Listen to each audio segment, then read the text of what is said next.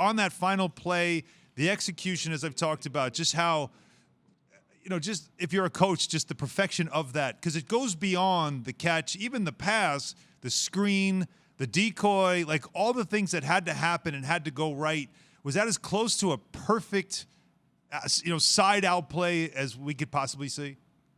Yeah, look, I've drawn up a lot of baseline out of bounds and sideline out of bounds plays in my life. And, this is a dream scenario if you get it to work like this, because let's think about all the things that had to happen. Okay, first, let's start with the fact that Paul George misses 2 free throws. So that changes now the narrative about what you have to get during the timeout, right? So it's different if you're down 3. It's going to completely change what you're talking about here. So the fact that it was a 2-point game or a 1-point game in this case, the fact that you can still draw something up that where the rim pass is a threat, that gives you more options as a coach. Let's start there. Secondly, when Bridges misses the corner 3, if that ball hits the rim and goes up in the air, like most deep 3-point shots are prone to do, the game is over. If you look at that shot, it's very strange. It hits the rim and it caroms directly in a straight line to the other side of the rim, and then it's deflected, and it bought them 0.9 seconds. If that's a normal miss where the ball ricochets, game's over. So that's another thing that goes right now. Let's get to the play. Yeah, you draw it up, but the one thing you don't know is where is the guy on the ball going to be positioned? And as it turns out, DeMarcus Cousins gives him a perfect sight line to throw that ball in the one place he could throw it for DeAndre Ayton. And, I'm not trying to beat up on Boogie, but he has to be more aware that that ball absolutely has to be funneled out to the 3-point line. You cannot give Jay Crowder a direct passing lane to the rim. And that's exactly what he did. And, Jay Crowder, the last part, the precision with where that ball was thrown. Look at Zubac. He's right there. It's just that Ayton's elevator goes to one floor higher than Zubac's, and he's able to catch it and put it in. So many things go into it. And then the Clippers contribute a little bit there because of their positioning. Legs, I literally was talking to Alan about the positioning of Boogie Cousins during the break about that. Like, it just the lack of being present in that moment to shade the rim with that size and length. That pass should never get there. But last night, the last part of the game, being there on the floor, it felt like it took an hour.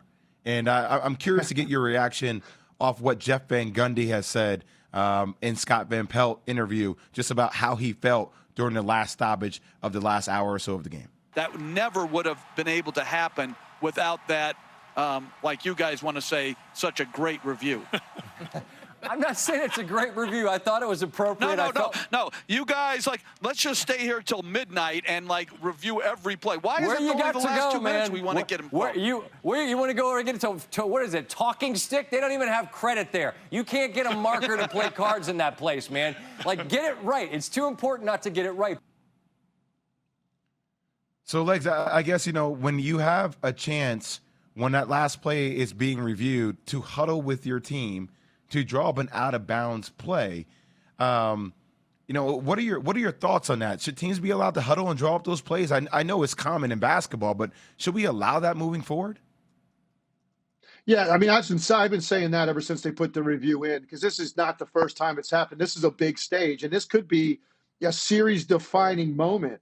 And to give somebody that much additional time where you think through something, maybe change it, maybe change personnel, you're about who's going to inbound the ball, who's coming off. There's so much time to get it perfect, and for guys to have more time to process what you're saying. In a normal timeout in that situation, it happens pretty quick, and everybody's got to be so dialed in, and the atmosphere in there's a lot of pressure. So now just think, when you expand that, you're just allowing a greater opportunity for the team that's trying to execute that. To me, it's a significant advantage for the offense having an opportunity to stand there longer and huddle up and really go over this, as opposed to the defense, because defenses are going to be reacting to everything in that moment, whereas the offense is completely requiring execution and everyone totally understanding their role to be able to do it to perfection the way that they did. So, yes, I do think it's something they need to look at.